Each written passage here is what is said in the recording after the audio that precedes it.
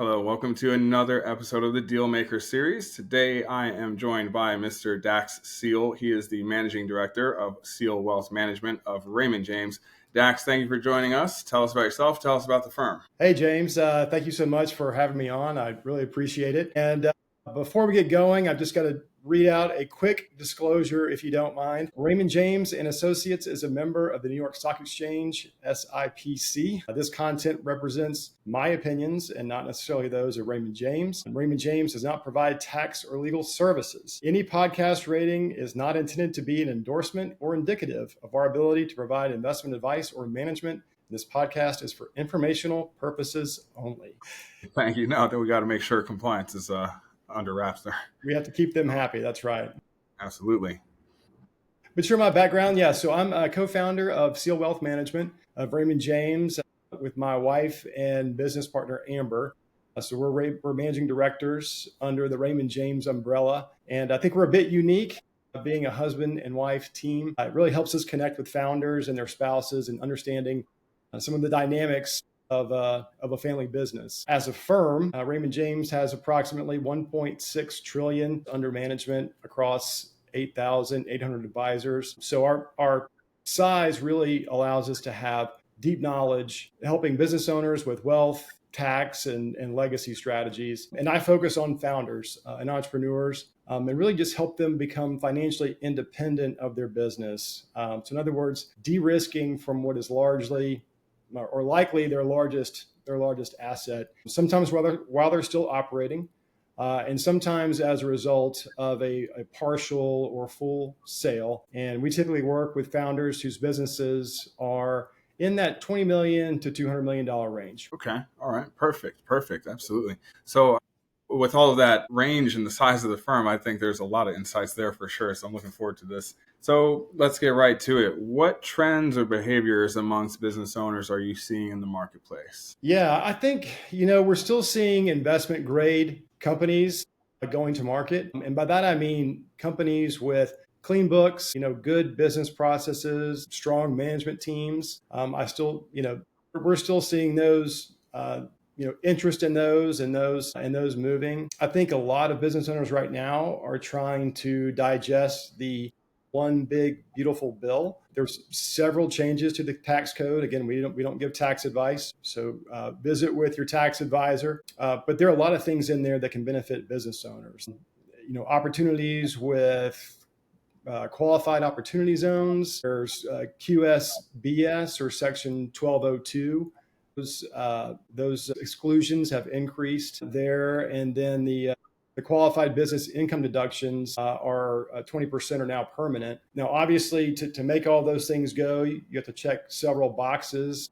So you just can't go out there and get all these benefits. But I think owners are really trying to understand, how they can leverage and maximize this new tax code. Yep. And that kind of swings into my next question, and that's specific to Q3. How do you see this current quarter as an opportunity for business owners? Yeah. So, we have a philosophy we kind of go by that we call PTM, which is plan, transition, and manage. And it's not uncommon for us to see the transition and manage part happen without the plan. So, I would say right now, the opportunities would be certainly look at the tax code, but then also maybe, review your business processes, the strength of the team. If you're not in a process right now, that's a great time to just assess where you are. We have something that we call the 5 Ds, which is death, divorce, disagreement, disability, or disaster. The other thing is just a big offer that you're not expecting. So that really goes to, do you have a plan in place should one of those things happen? The Exit Planning Institute says 50% of all transitions are forced because of one of those 5 Ds. And so if you have a little breathing room, I think now would be a great time to just to take stock and make sure that you've got a plan for those things. And the little things like, reviewing your buy-sell agreement, making sure that that's, in place, especially if your business has grown and if your value has increased. making sure that that's in line. And then also just identifying your deal partners before you need them. Right. So there's a whole team of people that come in and will work with an owner during the deal. They're kind of there during the deal, but they're not there before and they're not there after.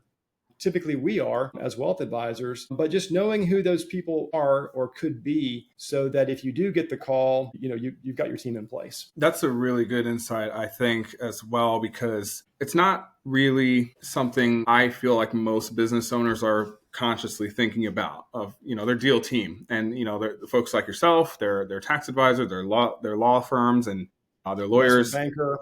Sure. Yeah, investment bankers, exactly. I think that's probably, although they're really close to the business owner in a way like an advisor, they don't actively think about those things like those 5Ds, right? I think those are two really great points that you made there. Those are, and then that statistic on 50% of transitions being forced. So that's no wild. fun. I mean, you're a business owner. I'm a business owner. It's like we don't want to think about these things. It's just it kind of is what it is. So you've got to deal with it. Yeah. No, I like that insight. Both of those insights, actually, that's a great opportunity right now. I think for sure, especially with all the transition that's been taking place this year and in the last 5 years with COVID.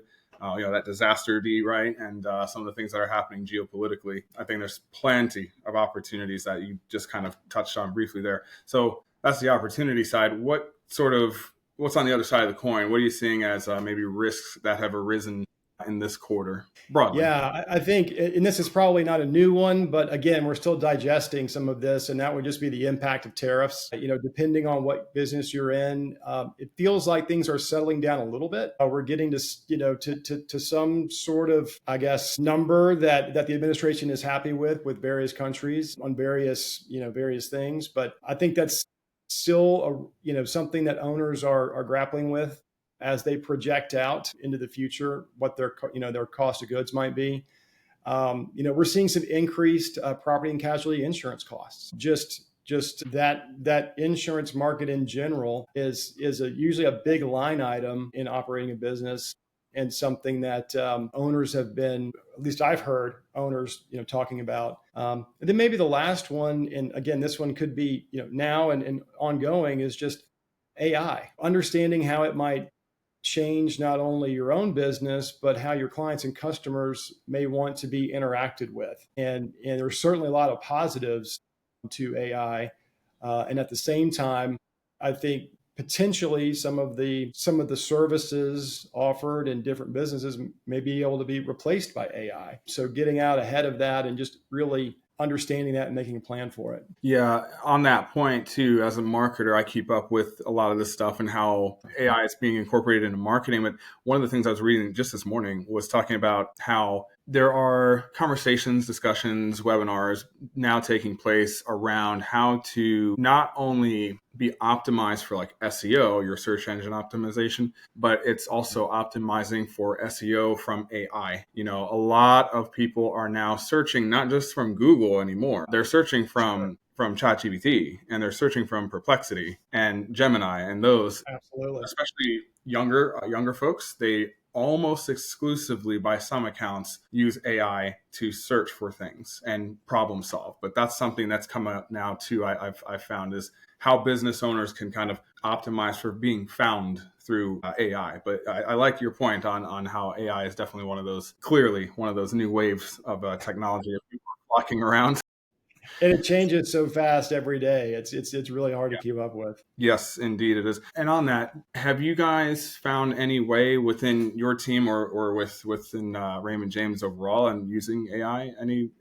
Any tools there? Or we have. I mean, we've implemented it internally just to give us better visibility around just our clients' overall data. For example, we're in the people business, right? So little things like milestones, birthdays, anniversaries, retirement dates. If someone passes, those are milestones that we like to acknowledge with our clients. And we're able to better keep track of some of those things with AI. And then also, honestly, some of the investments that we offer can be or sound complex. I mean, when you're talking about this type of alternative versus that type of alternative, not just stocks and bonds, I might go to ChatGPT and say, hey, what's a better way for me to explain this to my Yeah. client, Yeah. like, like they're my mother, right? Yeah.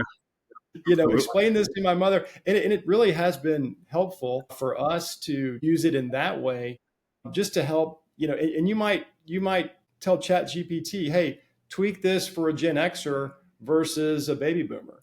Yep. And it does a great job of helping us with that. So we use it in that way too. That's brilliant. No, I love that. It's something relatively simple, but it could be very powerful when you're in the people business like we are. And so I love it. I love it. That's a great insight.